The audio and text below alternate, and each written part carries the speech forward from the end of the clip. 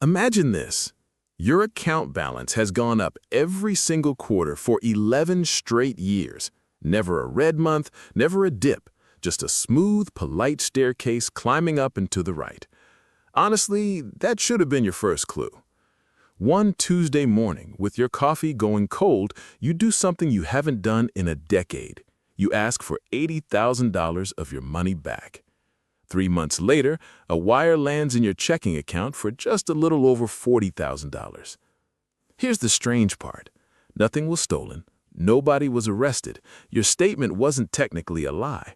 Both of those numbers, the $80,000 you thought you had and the $40,000 you actually got, were in some legal and accounting sense completely real. They just weren't the same number. And the gap between those two numbers is the most interesting and dangerous thing happening in American finance right now. Mostly because there is a very good chance you own a piece of it, and nobody has gotten around to telling you. Today, we're talking about private credit. We are talking about roughly $1.7 trillion in loans sitting outside the banking system, outside the stock market, and outside of anybody's ability to tell you what they are actually worth. Right now, investors are lining up to leave, and the funds are telling them to wait their turn. Now, before you click away and decide this is some Wall Street billionaire's problem, let me ask you a few questions. Do you have a target date retirement fund with a year printed in the name? Does your financial advisor have you in a fund paying 9% or 10% while your savings account barely pays 4%? Do you have a pension? If you said yes to any of that, congratulations, you are already in this. Nobody formally introduced you, but your money is locked inside. If you take absolutely nothing else away from this video, take this one rule. Everything you own has two prices. There is what the appraisal says it's worth, and there is what somebody will actually hand you in cash for it this afternoon. If you own a house, those two numbers live pretty close together because houses are always selling on your street. If you own a stock like Apple or Microsoft, they are the exact same number because that's literally what a stock market is, real-time pricing. But on the loans we're about to talk about, nobody checks. There is no open market. There is only the appraisal. And that worked beautifully for a decade because nobody tried to cash out. So how did $1 trillion end up somewhere with no price tag? You already know how this used to work. A company needs $40 million.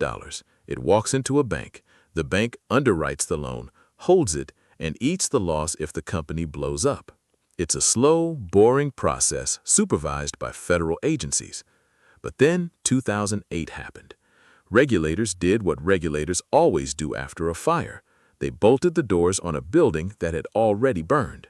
New rules made those corporate loans incredibly expensive for banks to hold, so the loans left. They walked across the street to private funds that were not banks and therefore didn't have to follow banking rules.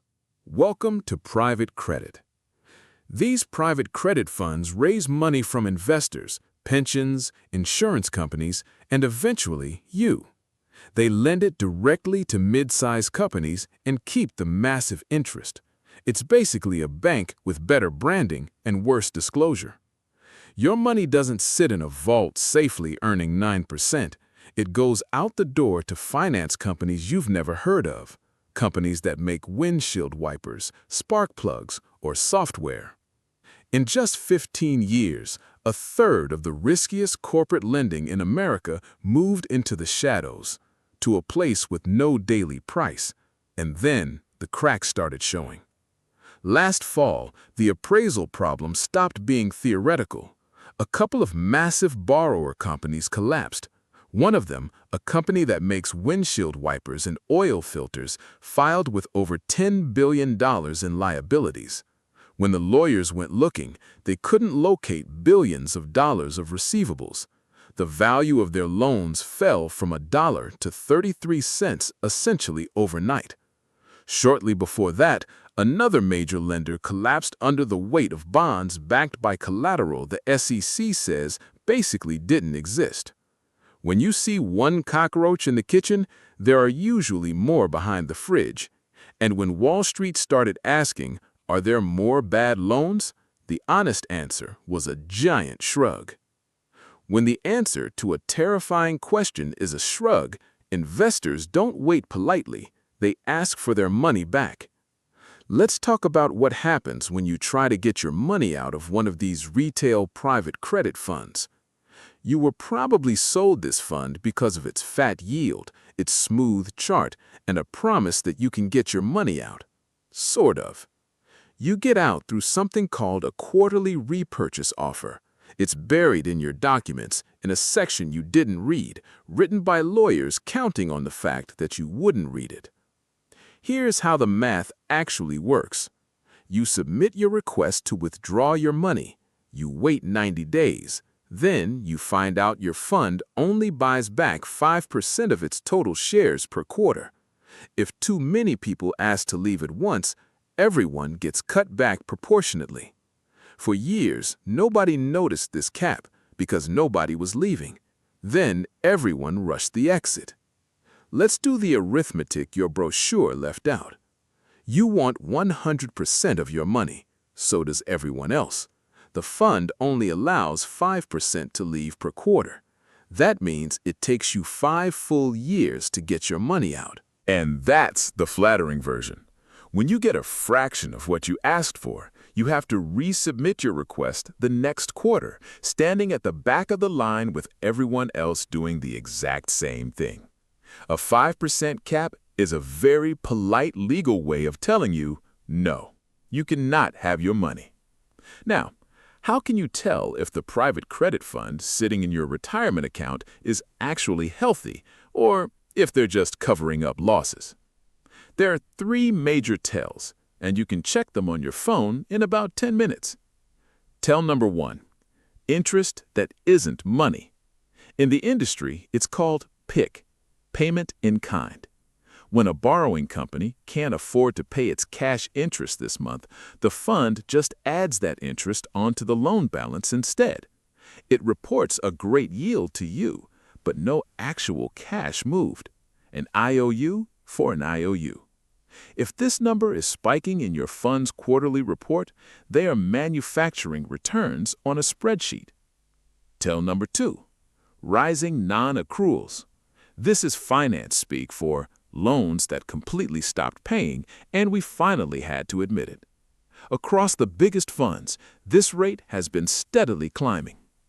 Tell number 3, extend and pretend. When a lender has a struggling borrower and no public market to argue with, the easiest move is to just amend the loan, push the due date out 2 years, forgive a broken rule. The loan doesn't default simply because the people in the room agreed not to call it a default.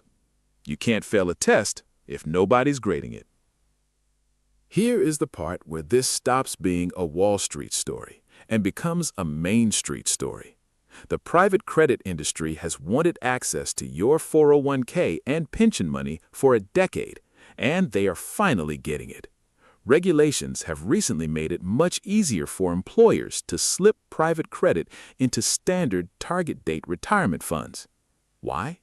Your asset manager gets permanent capital that cannot run away. And you get a product that charges hedge fund level fees, often around 3% a year, just to slightly outperform a basic bond fund. If you put $100,000 into a boring, cheap index fund 5 years ago, it crushed the returns of even the best private credit funds. You were paying a premium fee for an illusion of safety. Now, let me argue against myself for a second, because you deserve the full picture. The people selling these funds aren't necessarily lying. Historically, private credit has generated strong returns with very low default rates. And structurally, locking up investor money for years, those gates we talked about, actually prevents a 2008-style fire sale.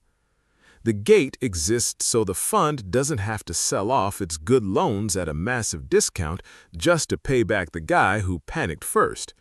It protects you, as long as you are one of the people staying. But if you are the person who needs your money right now, to buy a house, pay for a medical emergency, or fund your retirement, you are the one who eats the loss, or you get trapped in a 5-year waiting line. I'm not a financial advisor, and this isn't financial advice.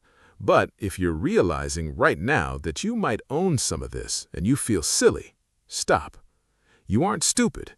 The people trapped in these funds didn't chase a meme stock or buy shady crypto. They put their money in professionally managed funds, recommended by licensed advisors, and did exactly what the system told them to do.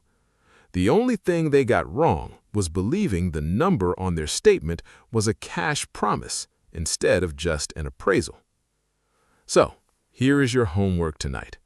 Go read your fund's repurchase terms before the quarter you actually need the cash. Assume a 5% withdrawal cap means a 5-year exit under stress. Size your emergency cash around the ugly numbers, not the friendly ones. And stop looking at a perfectly smooth financial chart as evidence of safety. Most of the time, a line that never goes down is just evidence that nobody is checking the price. If they can't tell you what someone would hand you for it in cash this afternoon, you already have your answer. Thanks for watching. See you next time.